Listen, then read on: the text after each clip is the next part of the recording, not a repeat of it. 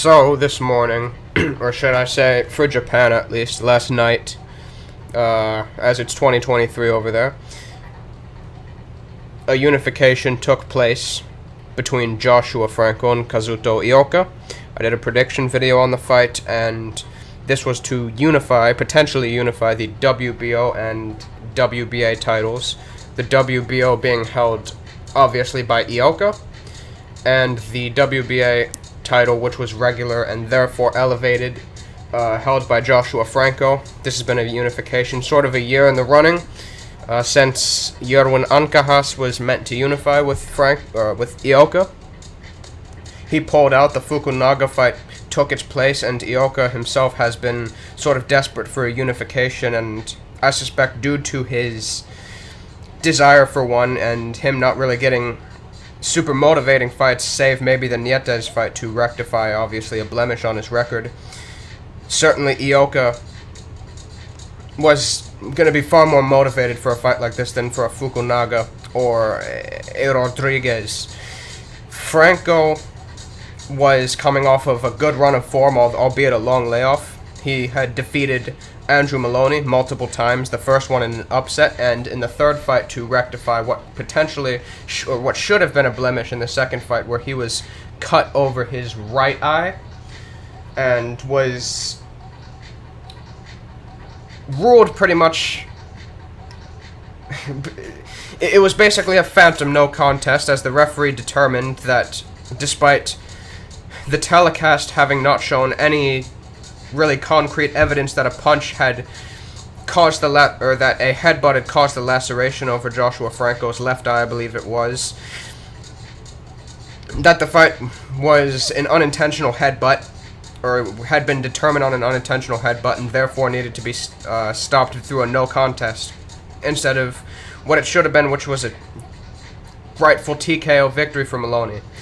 All that being said, that ultimately is not relevant to how the fight went here, and ultimately the future of both fighters, as Franco went on to prove himself the better man in the trilogy, as both guys had taken time to familiarize each other's style through 14 rounds, and in the trilogy fight, Franco definitely showed levels between the two, showing a good jab, or a good double jab, a good little proactive weapon to push his opponents near the ropes. Very good physicality, good timing at mid-range, and even improved body work to some extent. Franco moving down to 115 has allowed for him to get certain advantages over his opponents that he wasn't really able to get against like a Negrete in terms of physicality and size, and he also is exceptionally well conditioned. With all of those factors into play, and the fact that he is about 7-8 years younger than Kazuto Ioka, who is a long-lasting veteran, has built a Hall of Fame career up to this point, all of that signaled a recipe for, in my view, a very tough life-and-death type of an affair. And the fight pretty much exemplified that type of a fight. I said it was a 50-50 where I leaned Ioka, but an area in which I got the fight wrong was my view that Ioka was going to be a little bit more assertive and authoritative on the inside. I felt like he would be a little bit more willing to fight there, as oftentimes I felt Joshua Franco was not super confident in his offense on the inside, and he was more confident when he could get power and he could get leverage on shots at distance, specifically his straight right hand, which he didn't really throw. Well, he didn't really throw the right crosses too frequently in this fight, or land it that often, but he was throwing combinations and finishing with right hands, and when he was sticking out his left jab, due to Ioka, who's a fighter who's extremely reliant on parries to control and dismantle his opponent's lead hand, Ioka was leaving a lot of openings, trying to parry Franco's left hand with his right glove, and then Franco would effectively change the trajectory of the shot and shift it into a left hook. That was the most consistent, most effective shot the most consistent shot for Franco in the fight, but the most effective shot for him was the left hook to the liver.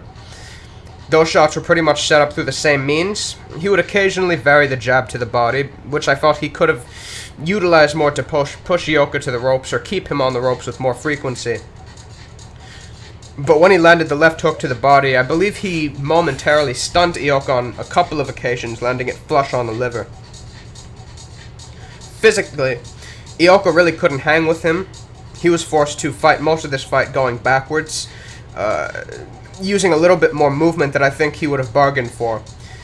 Ioka, I mentioned in the comment section to the Franco Ioka prediction video, in which someone stated that he was picking Franco to win the fight due to Ioka's lack of a back foot game.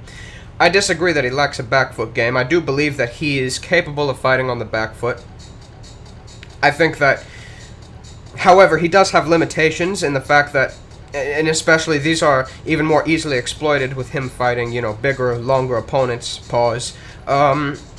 He's not someone who can quickly set and reset.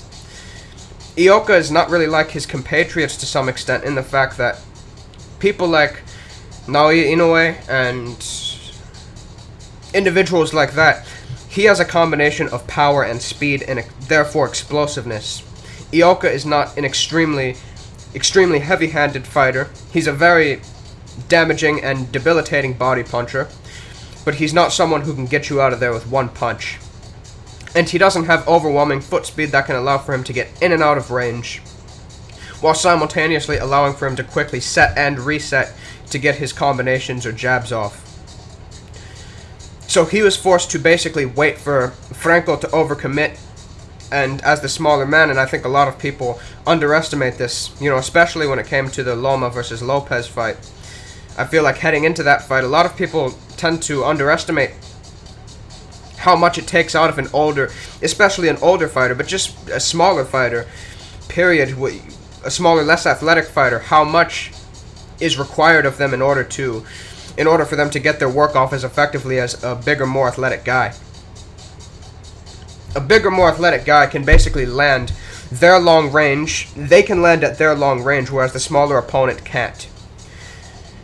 The smaller opponent is forced to travel in and out of range, and on the inside, if their success is limited at mid-range, or they cannot get there very frequently, and they're forced to smother the opponent, they have to have a very well-versed and varied inside game in order for them to assert themselves as effectively as they need to, because if you can't physically intimidate your opponent on the inside, and you don't have the footwork or the foot speed to be able to circle them or create angles to keep them off balance so that you can limit their punch options on the inside, it pretty much therefore leads to them, it very frequently leads to opponents who are definitely bigger being able to assert themselves, obviously, and force them on their back foot and force them to reset so they can't get their work off on the inside. That's kind of the way I wanted to explain it. And that's kind of how the fight went. Ioka, when he would assert himself on the inside, the exchanges were largely 50-50, but I suspect he might have found, as though the energy he would have had to expend on the inside, him having to lean and push against Franco, the amount of energy he was already expending using his feet and counterpunching and stepping in and out, committing to long right hands to land over Franco's jab, he was definitely reticent, and he was, I'd say, more willing to use his back foot and maybe try to pot shot and play keep away from Franco. But in my view, the first half of the fight, I had the first 6 rounds even at 3 rounds apiece. Franco had a fantastic 6th round. He was putting combinations together, and he was using his length better than I thought he would. I thought he used his length better in this fight than, say, in the Negrete fight. He's definitely shown improvements. He is effectively a Robert Garcia prototype, but it certainly works in his favor when he's at, you know, a division that he's very big for. Ioka's not a particularly explosive athlete and has fought 3 weight divisions below at 105 pounds. The first 5 rounds pretty much saw Ioka having the upper hand, certainly in counterpunching. When both guys were standing at both of their mid-range, Ioka was having the better of exchanges. His jab was superior to Franco's in terms of as a landing weapon, but Franco's jab was a little bit superior in terms of him being able to set punches up. Ioka, though, in the first half of the fight defensively was not quite as sharp, especially around those early to mid rounds. I thought his defensive arsenal was more limited than I would have hoped that he would have turned up in the fight in, because he was really only using his feet to reset, and he was only using his high guard when he was pushed up against the ropes. His upper body was very, very stationary, which is something I'm not particularly used to. He so frequently bends at the knees to get his head off the center line, but in the first half of this fight, his movement, he was very stagnant. Very predictable target for Franco to be able to at least pin down, if not hit. And even though he might not have been landing frequently or might not have been connecting on his combinations, like I said, even in those sequences, he would be throwing 5 to Ioka's 1, and he'd be able to land 1 or 2 to maybe Ioka's 1. So his activity just pretty much got him over the edge in the first half, and might have even had him ahead, 4 rounds to 2. I gave the next 4 rounds to Ioka, and I gave the next 2 to Franco. The championship rounds going to Franco. I felt Ioka tired late in the fight. I felt the physicality started to take its toll from Franco, despite the fact that Ioka was making very good tactical adjustments. The first half of the fight, both guys are notoriously not exactly quick starters, but specifically Ioka. He's someone who wants to get a technical edge over his opponent over the course of a 12-round fight. Franco is someone who wants to get a physical edge over his opponents. He tends to outlast his opponents through committing to short, hard body shots. And his fantastic conditioning, which I previously mentioned. Ioka is someone who wants to get a tactical edge over his opponents, and that's pretty much what he did around the, in my view, 7th to 10th rounds. His upper body moving more frequently allowed for him to stay away from Franco's punches. Franco was connecting less frequently. He was kind of stagnated sort of by paralysis by analysis, I suppose, because he was not able to get to his mid-range as frequently, and Ioka's movement was more and more effective. He was moving every part of his body, his hands, his feet, his knees, his upper body, his waist.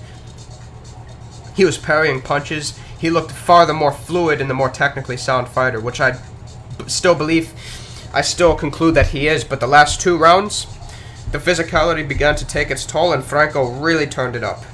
I thought he won the 11th round marginally, and I thought that he, despite a late rally in the last probably half minute to a minute from Ioka, I felt Franco had the upper hand in the 12th round for sure, due to his dominance in the first 2 minutes asserting himself. I had the fight 7 rounds to 5 for Kazuto Ioka.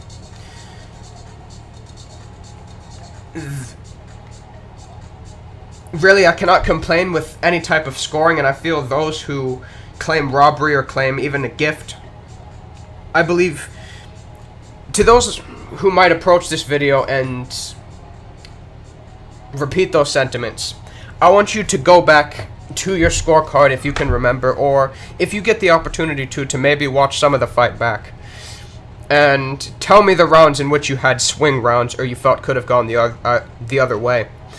Because while I had the fight 7 rounds to 5 for Ioka, I felt as though, even though I might have been slightly generous to Ioka in one of the rounds, I felt there were probably 4 or 5 swing rounds in the fight. The fight was literally, many of the rounds were literally strictly adjudicated on preference. Whether you felt as though Franco's volume outdid or was able to create greater impact on Ioka, or whether you felt Ioka's hard, surgical counterpunches were ultimately more telling in terms of the scoring of the fight, or if you felt as though he outlanded him in many of the rounds. Personally, I was a little bit more, I think, appreciative of Ioka's defense as opposed to many of the scorers. Whereas when Franco would land short hooks, up close, or even outland him in certain rounds, many of the punches were taking very little effect. Very little neck motion from Ioka, which therefore suggests many of Franco's punches, even if they were landing, were either grazing or were taking minimal effect due to Ioka riding the punches. And when Ioka would land, you definitely saw more motion out of Franco. You'd see him move his feet backwards, and you'd definitely see his head snap back when he would get clipped with straight right hands or jabs to the body, he would definitely force to, take little half steps back. However, I do think to some extent you could definitely argue that Franco is the ring general, because even though he wasn't able to execute on the primary criteria of clean, effective punches in many of the rounds, he was forcing Ioka into his fight. He was forcing him into a more exhausting type of a less technical sort of an affair.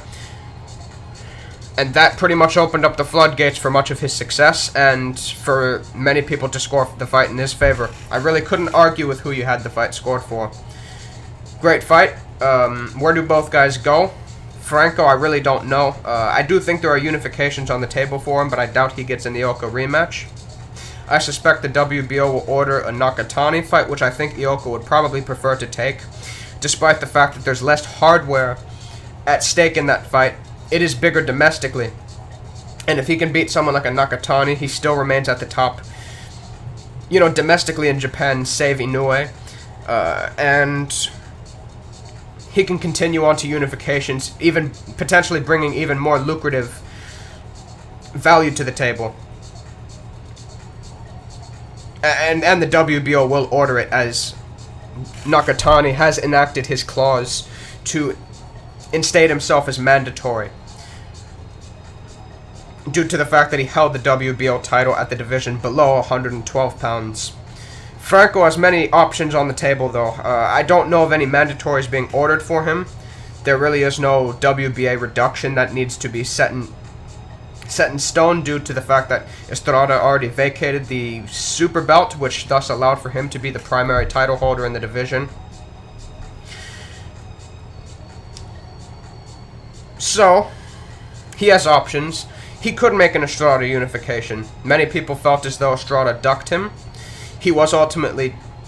The alternatives for that fight were the Argy Cortez fight and the Chocolatito Gonzalez fight, which, financially did make him a bit more money, and obviously if he can make a unification against Franco, that'll certainly rectify all doubts as to his desires to maybe make that fight, and obviously would be an exceptional scout, and would be certainly a testament to the type of improvements Franco has made in his career, and even potentially the improvements he can make after this fight in terms of polishing up his game, improving his defense, which I think he'll especially need against a quicker, more athletic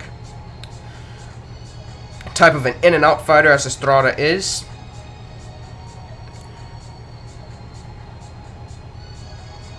And he also has the Fernando Martinez fight on the table. Even though Martinez does have ties to the PBC, he does have wiggle room to some extent in terms of fights he can make on different networks, due to the fact that his primary promoter is not Tom Brown, it's actually Marcos Maidana. So he doesn't have any specific network ties, promotional ties, that will inhibit his chances of making sort of cross-promotional fights. Very interesting fight that was. The undercard presented a Japanese, top world-class amateur, Hayato Tsutsumi, picking up a unanimous decision victory over Pete Apolinar. I think you guys can find that fight on YouTube through amateur footage, as I was able to capture it early on in the morning. After the Ioka fight, it was uploaded to YouTube, and I was able to find it. So, those are my thoughts. Have a good one.